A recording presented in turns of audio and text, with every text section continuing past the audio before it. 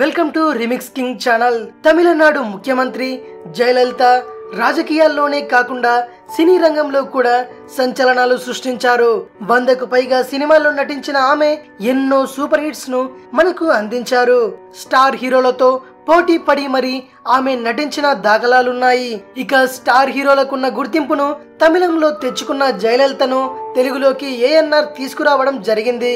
తెలుగులో ఏఎన్ఆర్ నటించిన మనుషులు మమతలు అనే సినిమా ద్వారా జయలలిత తెలుగు ప్రేక్షకులకు హీరోయిన్ గా పరిచయం అయ్యారు.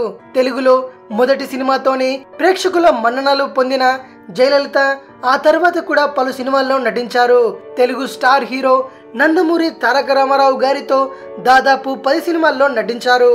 ఆ సినిమాలన్నీ కూడా ప్రేక్షకుల హృదయాలను గెలుచుకున్నాయి. ఇక ఏఎన్ఆర్ తో 7 సినిమాల్లో నటించారు. వీరిద్దరి తర్వాత కృష్ణ, శోభన్ బాబులతో పాటు పలువురు హీరోలతో జయలలిత హీరోయిన్ గా నటించారు. తెలుగులో మొత్తంగా 30 సినిమాల్లో ఆమె నటించారు. అంతేకాకుండా జయలలిత గారు నటించిన పలు తమిళ మరియు కన్నడ సినిమాలు కూడా తెలుగులో డబ్బింగ్ అయ్యాయి. ఇది టాలీవుడ్ లో అమ్మ ప్రస్థానం.